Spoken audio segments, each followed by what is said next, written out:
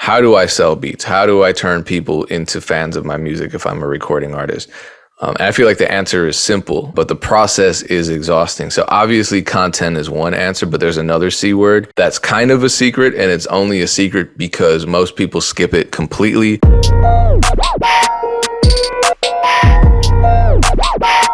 right. Yeah, I wanted to hit record before because I felt like we were missing out on a bunch of material. What's going on? It is DJ Payne One with the Music Entrepreneur Club podcast, joined by Aaron Knight and Dame Ritter. And there's already been a spirited debate in the background. So let's keep that energy going. What's going down, everyone? What is the argument today? Never an argument. Sometimes a debate, but all love. But first, shout out my friend Kawhi. She has a brand called Thriving Artist. I was recently on her podcast, and it's just a dope thing that they're doing. And she's a dope director, photographer. So shout out her brand. But Aaron and I were just discussing this Nas NFT drop that I don't think is live just yet. I think it goes live in about a day. So essentially, just to kind of bring people up to speed, Nas is dropping, I think, a couple of songs as an NFT. So it's not the album, it's a song. And there's a limited amount of tokens at each tier, right? So at the lowest tier, it's $99 and you get 0.0133% of streaming royalties, just streaming royalties, as his song streams. Those will be, the more tokens you buy, the more ownership that you can have at that level. So there's 700 tokens available at that level. The next level is $500, where you get 0.0658% of ownership per token, and you get an exclusive merch item plus all the perks from the first tier, which was access to Hip Hop 50 Discord and access to Sweet Chick secret menu. I have no idea what those things are. But then the top tier is a diamond tier, where every token gives you 1.5789% ownership per token. But that tier is $10,000, and you get 2 VIP concert tickets, an exclusive signed vinyl, a video conversation with Hit Boy, plus all of the gold and platinum perks. So if he sells out, I think I did the calculation yesterday, but I think it was like $370,000 or something like that. We can just let's round up to $400,000. So Aaron and I were discussing, because I just wanted to see, like, does this make sense from just like a truly investment perspective? So if you get the streaming royalties if you get your percentage of streaming royalties by buying into this NFT, they are essentially going to make $400,000 from selling all these tokens. So that's 50% of your royalties. If somebody purchased all of those tokens, would they make their money back, right? So that's $400,000 for 50% of the streaming royalties. So we're going to say this song has to make $800,000 in streaming royalties for you to get your money back. And this is setting aside, the value of those other perks. And it's also setting aside just the value of the NFT itself. If you think the NFT is going to increase in value and other people are going to want these NFTs in the future, right? So $800,000, I think, if you get $4,000 for every million streams, I think the calculation is that this song has to see 20 million streams just for you to see your money back. Obviously that's great for Nas, because I don't feel, even though Nas is a dope artist, been around for decades, and the music is getting a lot of love, especially from your hip hop purists that really love kind of bringing back, they say it's bringing back the old Nas. But Nas doesn't really stream. He's not really a heavy streaming artist. So from an investment perspective, I don't think you're getting your money back from just the streaming royalties. Can we clarify because there's no such thing as a streaming royalty. So which particular royalty are you getting? So my assumption, it's like your DistroKid. If an independent artist uploaded to DistroKid, all of the royalties that come, I doubt it's on the publishing side. So it's all the master streaming it's the master's streaming royalties, is a safe assumption. So this is definitely for the consumer. I just want to say that because somebody like me who is in the music business is going to look at that and say, I need disambiguation. I need to know if it's a mechanical, which of course it's not. Is it publishing, which I don't think it would be, but all of those fall under the category of a streaming royalty. So obviously I would want it to be the master because that's the majority of a stream in terms of payout. And then I have more questions. So actually, no, if it is master, if it's not master, I have more questions. I have a lot of questions, but please continue. No. So, but Aaron initially feel free to jump in because you initially thought that maybe it might hit that mark in a decent, because, I don't have Spotify anymore, at least the premium version. So I can't see the streaming numbers. And this song is out, so you might be able to see it. Can you see how many streams the song Rare has on the album? It's for Rare? Yeah. That's my joint. I play that regularly. I can see, you can't see it right now because he dropped, because Rare was Rare was high. He dropped Magic, the album, on Christmas Eve. So obviously, If I Ruled the World and New York State of Mind are still in the top 5. And then the rest of them are 3 songs from the new project. I think I would be surprised if Rare isn't already close to 20 million. Is he selling streams after, is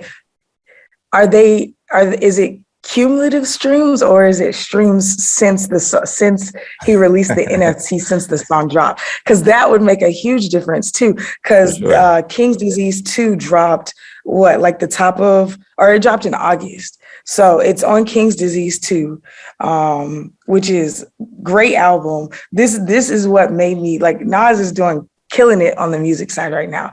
No disrespect whatsoever. He is killing it on the music side. And on the tech side, I think he's a genius. He's somebody I've been studying for a while on the tech side. So I think his understanding of the fact that he is not, like you said, a major streaming artist right now, he's got 9 million monthly listeners, which is great.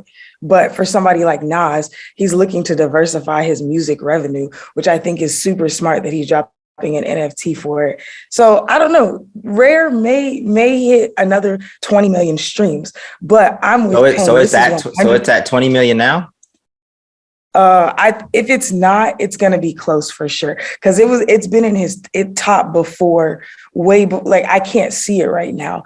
I wish I could jump into the analytics for it, but it was in it because I go to his profile regularly. Before he dropped Magic, it was in his top. It was the number 1 song on his Spotify, and it was doing really, really well. It was the single. So I think, I think if it's all of the streams, it does hit 20 million. So you will get back at least your initial investment, but I still feel like if you're a fan and you understand how much of what one single stream equals, this is what I kind of think he's doing. So this is why I think it's smart. I think he's getting 1,000, 2,000, 5,000 people who are going to be a really incredible critical mass just for this song. If I know this is my investment and all I have to do is convince my friends to stream it and I make more money, now you have a street team that's incentivized by money and not just solely perks like merch. So I think that is really cool. I think people like that may start having listening parties, whatever. If I were to buy a portion of this and I could scale it, I would do the same thing. I would buy a portion. I would figure out a way to scale. Hold on. In theory, right? But you own, if you buy a token, you own less than 1%. So you're going to start hype. You might do it because you're a fan of Nas, but don't tell me that that's a financial incentive for you to start hosting parties all throughout Atlanta to try to run up streams of this song. I'm saying if I were to invest in this 100%, I would be trying to run up the streams. For the financial benefit or because you're a fan. for the financial benefit. I do not understand why anybody, like, even as a fan, Rare is my favorite song that Nas has dropped since he came back out. Like, that's my favorite one. As a fan, I love that song, but I'm not buying the NFT. I don't understand why I would buy that NFT if I can already listen to the song. So if I could see that that there's a financial benefit in that Discord, I would be big upping everybody. Like, let's do this, let's do this, let's do this, let's blow this song up so we can make more money. Yes, not just me, but I'm saying, like, as an event runner, I run events already. So I'm like, how can I maximize my investment? How can I encourage the other people who are co-investors with me to maximize our investment? So it's like what they did with AMC, basically, in a way. But my you point build is, the hype, 100%. But my point is, you own such a small percentage of the song that you're going to make way more money just by hosting the event. Like a ridiculously amount of more money than like owning the. So if that's your play, like, hey, I'm going to drum up interest around NFT because I know hella people are Nas fans. I can throw like really cool events and you're going to make a shitload more money if the events are successful than owning his NFT. So that might be interesting. I think it's a both and thing. Like, why not? Like, if it's a long play, like if I'm really a Nas fan, because I don't have the time, I wouldn't do this. But as a case study, if I had the time, I totally would do this because, like you're saying, I'm now making more money. Plus, I can be like, hey, I can license this idea to other Nas super fans who purchase the NFT. Hey, you're in Jacksonville? I'm going to come to Jacksonville and we're going to host a Rare party. Hey, you're in Australia? I'm going to come to Australia. We're going to host a Rare party, right? So then again, it's guaranteeing immediate. I would be in the community, building more community. That's what I would be doing. And I think if you look at this now, it creates a bigger secondary sales market too, because people who might have never been interested in the secondary purchase of this song may develop an interest once they see that there's more utility to it. Do you know what I'm saying? Like that community is creating something else. I get that this is just probability and I could probably do this, but I'm saying I get that it's such a small percentage. If I were to purchase, I would be purchasing more than one. I would purchase enough to where I could calculate, okay, if this song hits 20 million streams a year, this is how much it's going to net me, which may build the secondary market interest. Do you know what I'm saying? Like I would be thinking of how I can scale my investment if I were to invest in something like this. I personally don't see as a regular consumer why you would purchase this. Like even as a fan of Nas, I would rather just buy more Nas merch. I don't see owning Rare as something, but that's too because I still don't fully understand the benefit of NFTs to regular people. I like the idea of, creating events and making money off the events, but if the idea is to drive up streams, knowing that, and most of these tokens, I think the only token that you get over 1% is the $10,000 token. So you get less than 1%, but let's just say 1%, every million streams, that means you get $40. And what's the initial price for it? It's for that one. Well, there isn't. So let me go back. I just closed the damn window. So you don't even get 1% at the $500. At $500, you get 0.0658%. At the $10,000, you get 1.6% essentially.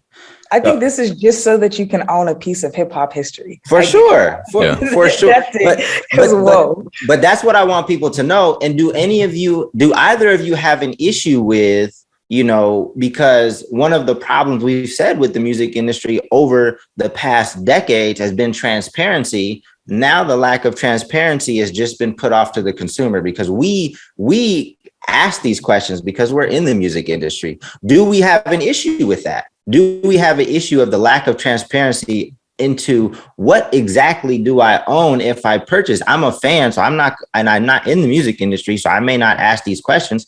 Do we have an issue with the lack of transparency being passed to the consumer and they're being asked to spend $10,000? You know what I have a problem with? Just the idea of now music becoming more blatantly a commodity, which it always has been. And it seems ironic for me to say, because this is the Music Entrepreneur Club. We're teaching people how to commodify their music, right? And treat it as a product. And I do see my music as a product, and I do see it as art simultaneously. It's just never been marketed to the consumer as a commodity. It's always been marketed to the consumer as art. Now suddenly we have hip hop royalty like Nas commodifying his music, and it just feels kind of weird in the sense that now you're opening up an entirely new market of people who don't necessarily even love Nas. They're just seeing his music as an investment opportunity.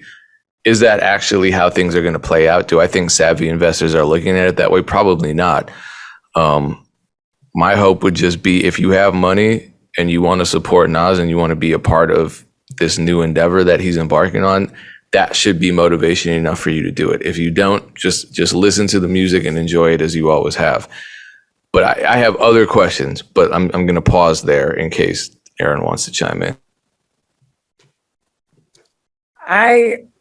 This is maybe unrelated / related. I still think that the incentive that you get a Zoom with Hit Boy is like kind of disrespectful. You can't even talk to Nas. Like, I just spent 10 racks. I can't get a Wait a minute, but that's Hit Boy though. I think Hit Boy is dope. No. I think Hit Boy is dope, and he's gotten Nas to a different level. But if we're talking about consumer, I think this is really, really for fans. Not that people aren't fans of Hit Boy, but I think that's wild. I don't have anything else to say. I'm 100% agreeing with you. That is a little weird. I would want to talk to Nas, but I'm a producer also, so I also want to talk to Hit Boy. Not for 10,000, but you know. Hopefully he pops into the Zoom. The other song is Ultra Black, and it's the same tier structure, but the prices are halved, right? So the first tier is $50 for 0.0143% ownership per token. And then the next tier is $250 and then $5,000. Ultra Black is an older song, I'm assuming. I didn't keep up with the discography. I know that he's dropped a lot of music, but I don't know, I didn't really listen to the song. I'm looking right now. I think that was off of King's Disease, the first one. Got you. So yeah, I don't think they're retroactive, especially since they lowered the token price. I think it's going forward, from the drop.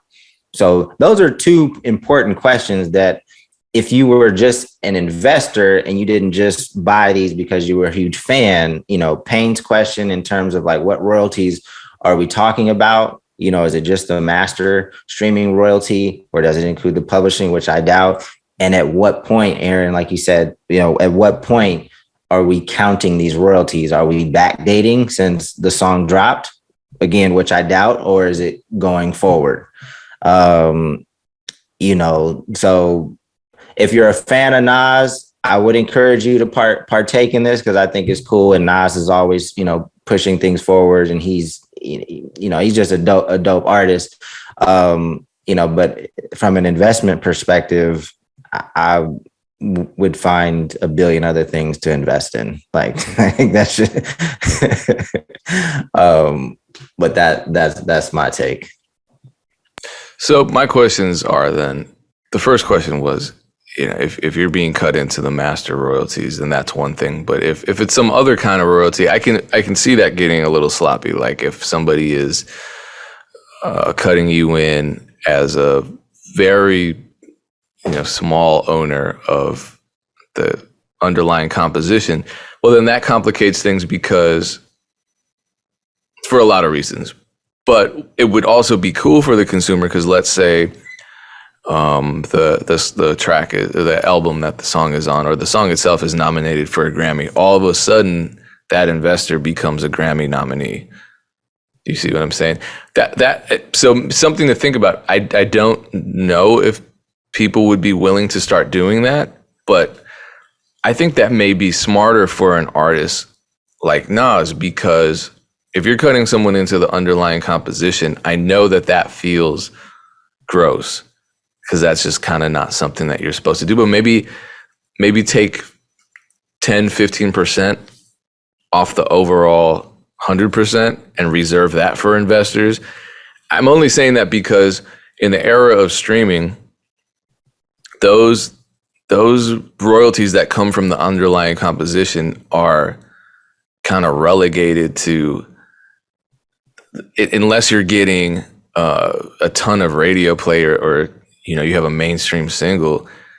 Those royalties aren't generating that much of a check for you. The master is king, and so it may be smarter for the artist giving that up, and it may be smarter for the consumer, not from an investment standpoint, but from a participation standpoint, because whatever happens to the album as an artist, now you as the consumer get to experience, which has never happened before. And then my other question too. Oh, sorry, go ahead. Now it's awkward. I was going to say, will NFT investment in albums incentivize consumers to act? As Aaron was saying, will this suddenly galvanize fans? Are Nas fans suddenly going to rush the same way Bitcoin investors hyped up Bitcoin and were at least partially responsible for bringing up its value? Will that happen? Will people really start streaming like crazy? And will Nas's fans, even people who didn't invest, just start running up the numbers because they like what he's doing? I think all of that could be true. I don't know to what extent it will happen.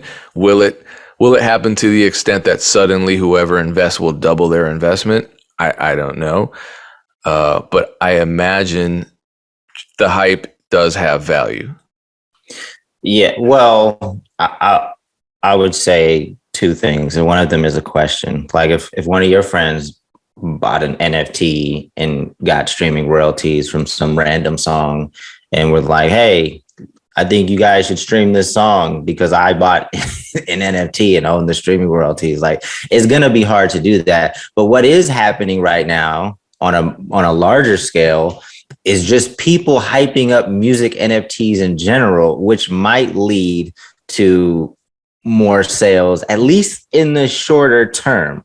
I think the longer term, I think the hype will die down and only artists that have built a community, have strong music, strong fan bases are going to be the ones that are going to be successful. But in the short term, there's going to be a lot of ignorance and just a lot of people on the outside seeing all these things hyped up, and people with a decent amount of crypto in their wallet, they're just like, all right, well, let me just purchase a couple music NFTs just in case they become a big thing. So I think there's going to be some artists that are going to win by catching a few of these folks that just want to get into the space.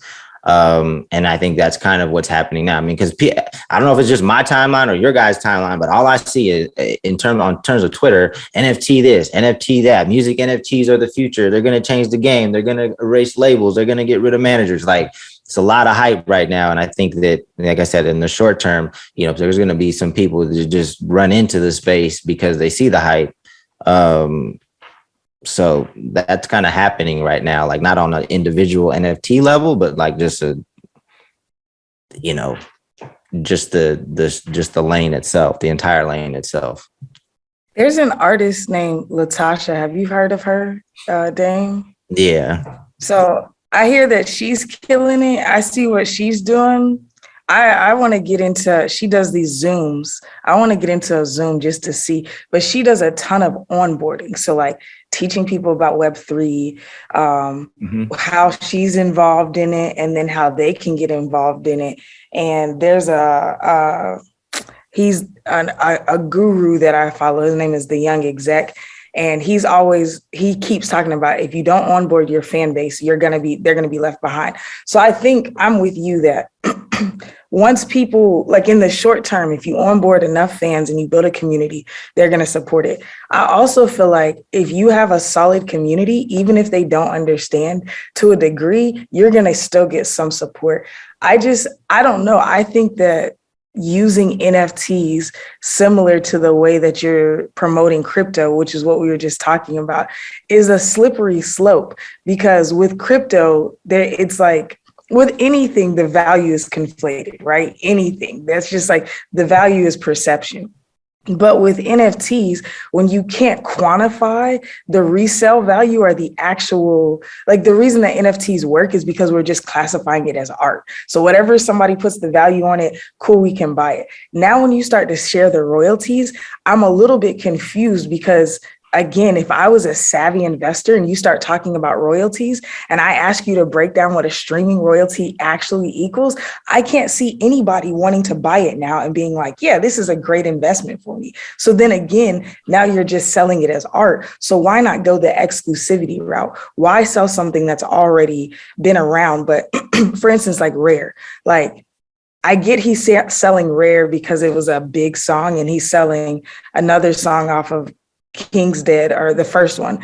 But, you know, like if he was selling like something off of like one of his iconic songs, like if he had bought the master back from one of his iconic songs and then was giving royalties on that, I could see that would be insane. Or even if he partnered with his label to drop an NFT. I just think, and I know people are going to like say it's not about practicality. I just cannot fathom the practicality around music NFTs at this point, especially for new artists. That's why I want to get in with this Latasha chick, because she's killing it, apparently making a ton of money. And most people have never heard of her. I didn't hear about her until I saw what she was doing in the NFT space. So I don't know. I'm just trying to understand.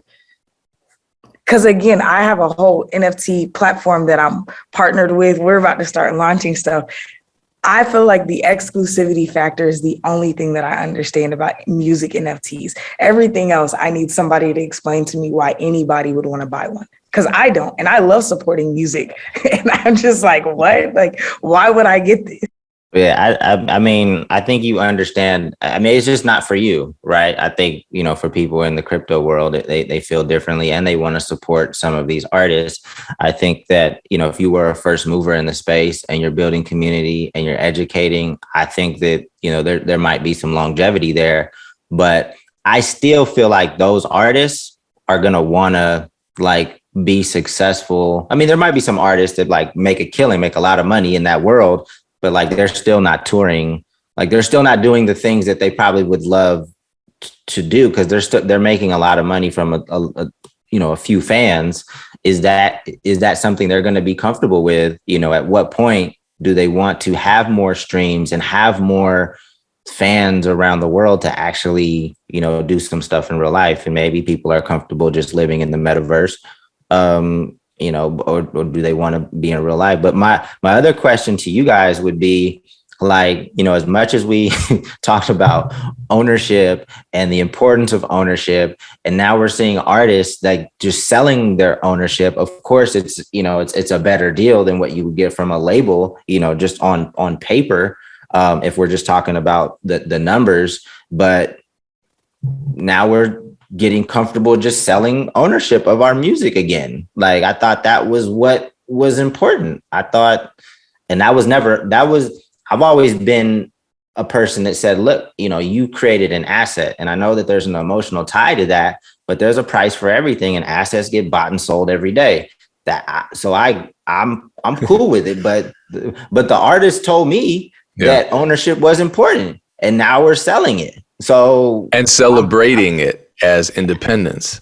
And I'm just confused at this point.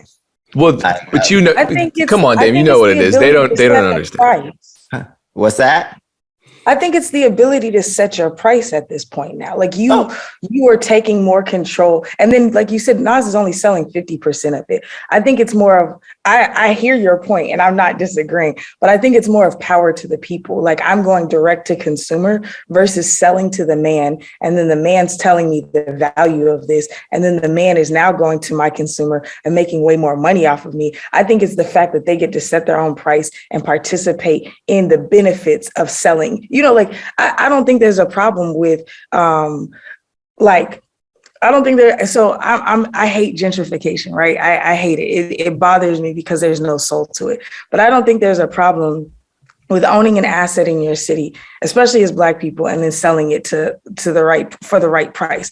What I don't like is people getting burned out of their houses, or people getting like all these different things that cause them that force the move, right? So I think that artists feel like when they sign with a label, they're forced into a move then for all of their intellectual property. Like selling a song and giving portions to the people that support you, I still don't see necessarily as the actual issue, but I will agree that people have to be a bit more concise about what they're saying now, because you can't say that it's all about ownership and you just became the label yourself. It's more about you having the authority to say where your music can go, you having the rights to do what you want with your music. I think that's what it actually is, not necessarily I want to own 100% of everything. I feel it. I mean, like I said, I would have been on board with this 10 years ago, but don't get it twisted. If what Nas was doing was like truly a great investment, as soon as it went live, some investment management firm would buy them all like that. And then who would own it? That wouldn't be the fan. It's not going to be the fans anymore. It's going to be all these investment firms that are dipping their toe into the music space. So,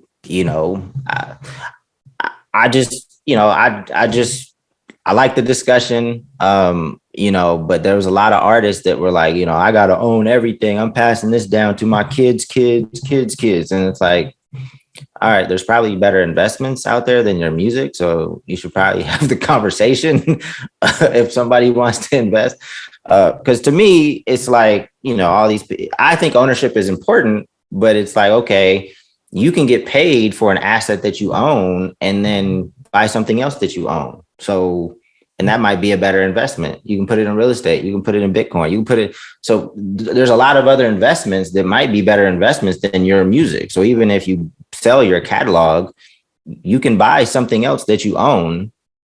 That's how I see it. But again, I know there's an emotional tie to your music, to your legacy of something you create. So if that's, that's a separate conversation though.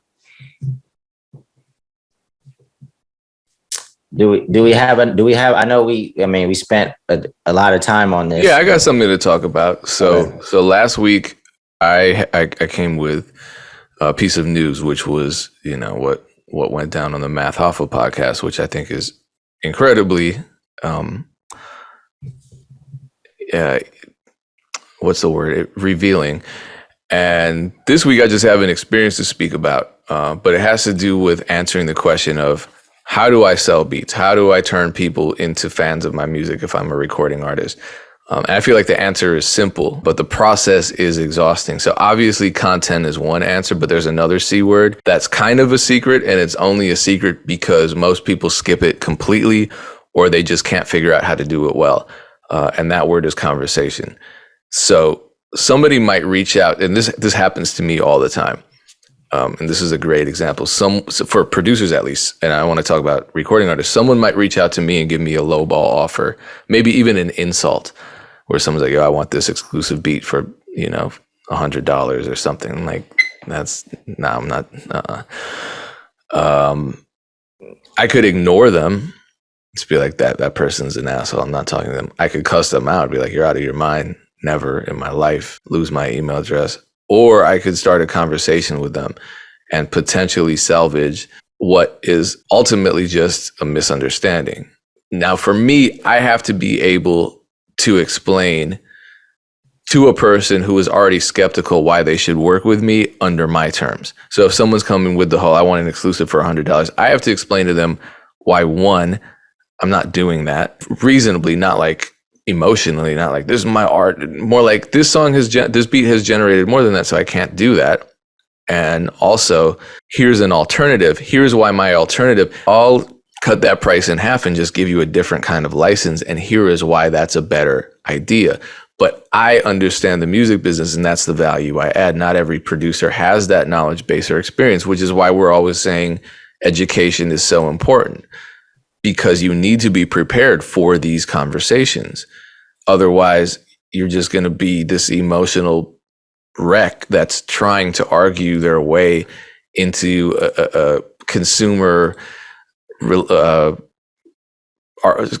provider relationship and you can't do it because you don't have the vocabulary for it. But just beyond being a producer, I'll tell you, conversation is incredibly important for building a fan base. And like, how many rappers do we see, or singers or recording artists in general? How many do we see that don't even reply to comments on social media? How many do we see who have a show and the second their set is done, they leave the club? A ridiculous amount. It's crazy. It's so incredibly ignorant. I'm not going easy on anyone today. If you're at the level, especially where you're not Drake, if you're watching this podcast. If you are Drake and you're watching this podcast, it'd be cool to take a picture with you to see, if people can tell the difference between the two of us. But if you're at the point where you just want 100 fans or 500 or 1,000 real fans, you need conversation as a part of your strategy. I see so many artists just trying to network with other artists or start conversations with music industry people that, again, to me, is ignorant as hell. And this is why I say it's exhausting. When I go on tour after the event, that's a critical moment because people want to talk to you, fans want to talk to you. And it's not just because they want to talk to you to say that they talk to you. They want to talk to you subconsciously to further solidify their connection to you as a fan. They want to have a conversation. They have all these expectations in their heads about you because they've been listening to your music and they just saw your show. Oh, I like that song. He seems like a cool person. I want to talk to him. And if they can't talk to you, that might hurt their feelings. If they do talk to you and you just brush them off, suddenly your reputation in their minds just dropped and they're not going to show up to your next event. They're not a real fan anymore. Or you lost the potential to convert them into a real fan. It seems like common sense, but it's clearly not. I mean, I work with a lot of artists who just don't want anything to do with their fans, and I get it that sometimes it's exhausting. And I wish fans did understand that, because I've seen, like, I just did a show with I'm not going to say his name, the bigger artist, and this was last month, as he was exiting the venue, and I was loading my DJ gear into my car, some college kids were chasing him down with their phone out, with someone on FaceTime saying, "Hey man, can you just say what's up to my friend? Come on." And he's getting into his Uber after just spending an hour plus at the venue, doing all the fan outreach, having all the conversations, taking pictures. And he just looked at him and said no, and got in the car. And they're like, "Oh, that's crossing a boundary," because the man is still human. He's getting into his car. He's probably exhausted. He just wants to sleep or, whatever. But I see he already has fans. He's already a millionaire or whatever. If you're not at that point, you have to be a little more open to fan interaction. I hate to say it. And that part does get exhausting, just talking to people. But I think it's as important, if not more important, than your music, because there are people whose music isn't that great, but their fan interaction is amazing. And that's what keeps their fan base growing. But let's be honest, most people don't even have a fan base. They have, and I don't consider somebody a fan until they're spending money on you personally. Otherwise, You're just observing my actions. So most people don't have fans. They have people who are casually watching them. And that is the issue. People are excited to be casually watched and they feel too cool or so empowered by the fact that they have eyes on them that they're not doing anything with it. I have these calls all the time where people will get on a consulting call with me and they're like, "Yeah, I'm just trying to figure out how to get my fans to do da da da da." And I'm like, "Well, how many fans do you have?" And then they start giving me stats on Instagram and Twitter. I'm like, "No, like, how many people have bought something from you?" And they're like, "Oh, well, I sold 20 shirts in the last 3 months." And, so that's the issue. One, I think that people have to understand that you do not have fans if they have not spent money on you. And then you have to give them the opportunity to spend money on you, but you don't want to give them the opportunity to spend money on you until you really engage with them, right? Because then it's like you're just shouting into the void at this point. So I'm with you 100% on conversation. I think the vast majority of my money is made, I think most of my money is made off of word of mouth, right? People being a fan of me so much that they're telling other people that they need me in their life. And I think that if artists don't start getting off of the internet or on the internet engaging, there's going to be, I feel like there's the collapse of the lower class is starting to happen when it comes to artists and music, right? There's this middle class that makes a little bit of money, and then there's this lower class, and I'm just making it a class system because it's the easiest way to see it. There's this huge lower class of artists that just feels like, well, nobody's really effing with me. Nobody really likes my music. Nobody really likes what I have to offer. It's because I'm so different. People are hating. I just need a manager. And the truth of the matter is, you need to pull your head out of your ass. You need to figure out what it is that's causing a lack of conversion. And I say this all the time, artists don't look at their music as a business. Producers don't look at their music as a business. They want to see themselves as artists and feel like there should just be like how NFTs are just this random assignable value. You should be giving me a bunch of money because I have art. And that conversation piece is so important because the moment you start having conversations, you recognize where other people value you. I can tell when people don't value me by the way that they react to me, but I can turn that around, like you said, with a conversation. I have literally just this week negotiated a deal where they gave me the worst offer. And I was like, I need at least double this to make it make sense. And they were like, we can't give you any of that. And I said, okay, well, here's why I need at least double this. And it's okay if you don't want to move forward, but my value is defined by these things. Yesterday, I got the deal and I got exactly what I wanted. Yeah. But that's the problem. A lot of people don't even know how to define the value that they have. So they're asking for this thing and then they feel insulted. I'm not going to feel insulted when you don't understand how incredible I am. I'm not insulted by that. You just haven't done your research. You may have not had interactions with me, but if I can define it and you still don't want it, that's fine. I can walk away now. But that's the issue. Most people can't define it. So then it's this arbitrary thing that they're trying to convince you that they're worth this thing. And then it's like, I don't know. I just think it's arrogance too. People were like, well, F you, like this is how I move, whatever. It's like, man, I win so many people over just because I'm willing to have the conversation. Yeah. You know, and I'm like, hey, this is where we're at. So I don't know. More people got to talk. That hand-to-hand combat thing is so important. Well, and arrogance is like a fear of rejection anyway. Yes, you're right. That's what it is. But then sometimes, you know, the other party like just doesn't have the budget, and that's okay too. Like I never get upset. You know, this deal just doesn't work for us. It doesn't work for you. But maybe in the future we can come back to the table when you have more of a budget, and you know it makes sense for us. Well, we're talking probably big money with Aaron. Like when it comes to a fan, you know, I used to sell CDs, money bags. Right. I used to sell CDs hand to hand in the streets. And that was amazing.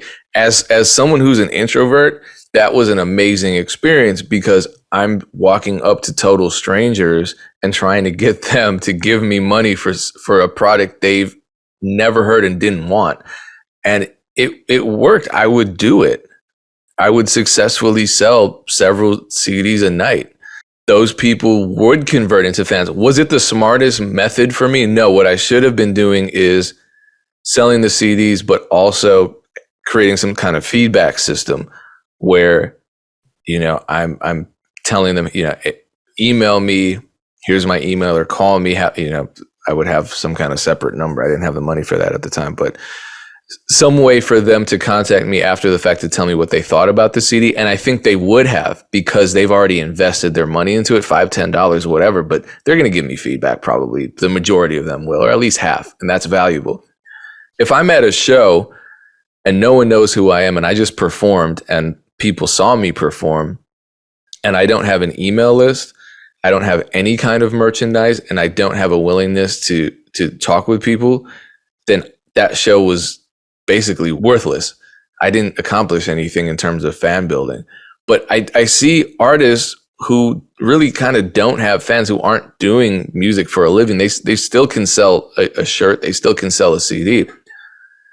They just need to build on that. So if they're telling you I have 1,000 Instagram followers, that doesn't mean shit. But if they say I sold 20 shirts last month over the course of 2 or 3 shows, Great. That's something to build on. Did you get emails from the people that bought your shirts? No. Okay. You're an idiot. Stop doing that shit. The next time you sell shirts, get the emails. Let people know when your next shirt is out. Let people know when your next show is out. Talk to people.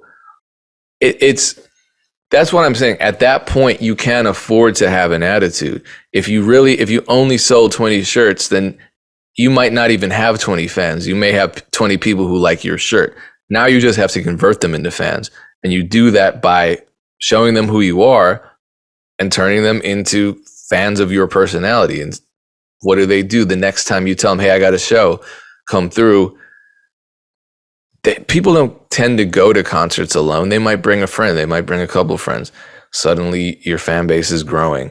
And I feel like the same thing can be said to producers. How many producers, how many rappers contact me and say, I wanted to get this beat from another producer, but they just never replied to my email. So now I need a beat from you. A lot. It happens all the time. And Dame, when we were on tour, remember that was the number one concern that rappers expressed regarding producers, that producers just didn't communicate. Conversation. You're throwing away a ton of opportunity. I mean, it's, especially as more young people just spend time online, like being able to talk and communicate is becoming more difficult for younger artists because they just don't have that experience. Getting sales experience is like getting experience in sales is probably one of the most important skills you can develop just in life in general, whether you're selling your music, whether you're selling yourself, whatever it is, having that experience, I think is crucial. But more and more people are I think they're less comfortable, especially in person. But you can still have these interactions. You can, create experiences to engage with your fans, via live stream, Zoom, whatever. So I think it's super important. I think a lot of artists want to like skip a step. They see where they want to be is on stage, rocking crowds and things like that.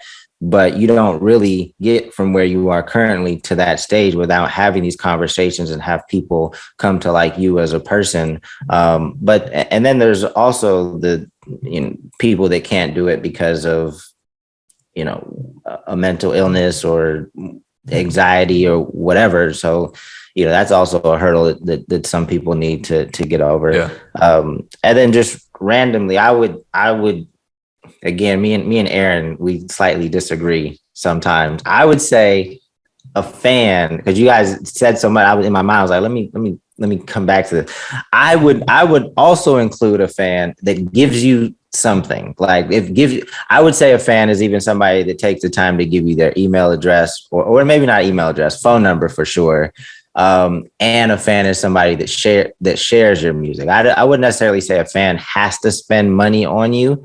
I would include those people too, because we had fans that, and I think I shared this with this podcast before. Like we sold our CDs at wholesale price, and then our fans would flip them and make money. I guess that's it's not an NFT. I'm not going to get people jumping at. I don't think anybody came at you on the last podcast, Aaron. No crypto bros. I'm not going to say this was an NFT, but we sold, as long as you bought 20 of them, we would sell 20 CDs for $2, so $40. We would ship them, and then our fans would flip them for whatever they wanted to sell them for. So we would make $1 on all of those CDs, and we sold probably thousands of CDs that way. And I'm assuming those people would probably spend money on us too, but those are definitely fans that would be willing to do something like that. But they spent money on you. They bought the CDs. Oh, yes. My bad. And I would say people who are sharing your music are streaming your music. So I'm still considering that somebody who is spending money on you. It doesn't have to be a big amount of money. I'm just saying they have to have some sort of additional commitment to you. That's straight. Okay.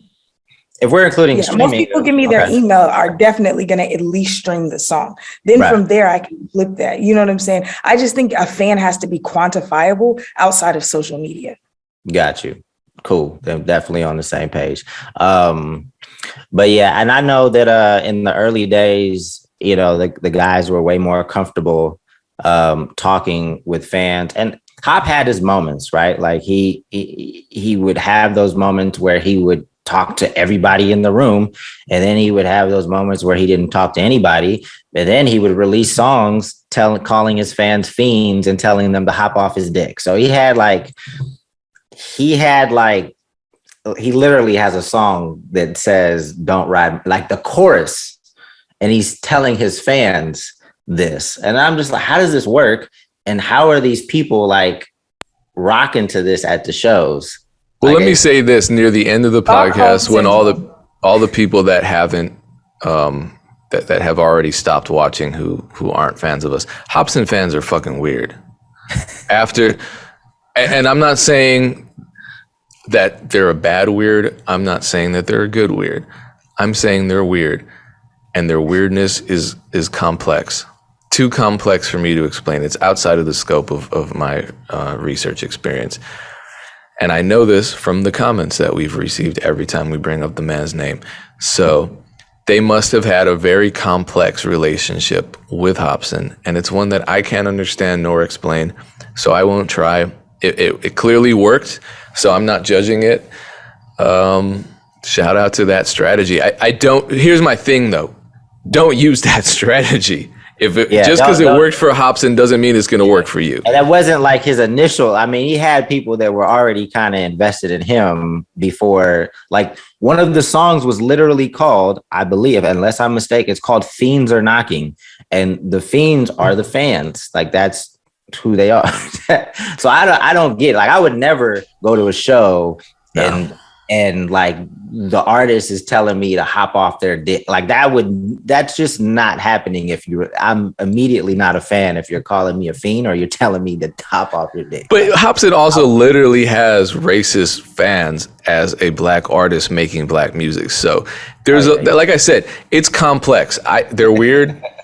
I don't understand it. It is what it is. Let's close out with something more positive. Appreciate your fans. I think that's what the conversations should teach you.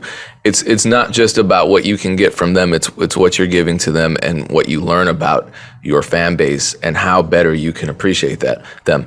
Because it's way easier to attract somebody's attention initially, just like in life in general. You can initiate a conversation with somebody, but turning that into a long-term relationship, friendship, whatever, that's a lot more difficult. And same with fans, So maintaining that level of contact and that mutual appreciation, I think, is really important. And so for me, who's been doing this forever, I see, repeat customers, repeat collaborators all the time. And that is the most amazing thing to witness. And it changed the way I interacted with people. It completely changed the way I viewed the people, because when I sell a beat on BeatStars, I don't see the person. I'm not talking to them directly. So I just try as much as I can to reach out to them, thank them and so forth. And it's just amazing to reflect on the years and years of doing this and really understanding that the only reason I'm still here is because of these people, and I appreciate them to no end. And so, as someone who's at stage 5 or 6 out of 10, telling someone who may be at 0.0, think about this and anticipate it and plan around that. The people that support you, the people that consider themselves your fans, are the center of your universe as an artist. And that's not something to be taken for granted. It's actually something really beautiful. So speaking of beautiful, sorry, go ahead, Dame. You're beautiful too, Dame. Appreciate it. The other thing that I would add on top of that, I agree 100%, but what artists get out of this conversation, especially in the early days, even if you only have 10 fans, is you start to learn who your target audience might be. If you have one or two people that say you are their favorite artist or that really love your music, in that conversation, you get to learn more about these people, who they are, what they're from, what their other interests are. Because if two people are saying that, you have to assume that there's other people that could feel the same way if you can only reach them. And you can reach them if you can reach more people like them if you really understand who these two people are, right? So that's super important information that you get coming out of this conversation. And then, like you said, on the flip side, these people start to get more invested in what you're doing because that now they like you as a person and not just the music. Cool. So speaking of useful information, we're live twice a week, Mondays and Thursdays at 3 p.m. Eastern Standard Time. And it's a free music business mentorship program that's completely interactive. So join. Dame, let them know the number they can text to get alerted every time we go live. All you got to do is text MEC to 844-206-7800. You'll get a text alert right before we go live. Today, I have the founder of EQ on, which is an NFT platform. I'm going to be playing devil's advocate and challenging a lot of of what is being said in a healthy, hopefully constructive way. Not hopefully, definitely be a constructive way. So we continue the NFT journey today on the MEC. Yeah, and I'll have Repstar back by popular demand because that conversation was pretty amazing. But he'll be joined by Wizard, who just went platinum a bunch of times because he did 1 million songs with Polo G. So we're going to talk to both of them, and it's going to be a dope conversation, producer and manager at the same time. So catch you then. Don't miss it. It'll be archived if you do miss it. I wish you wouldn't. Same time, same place. We'll be back with the podcast. Peace. Peace.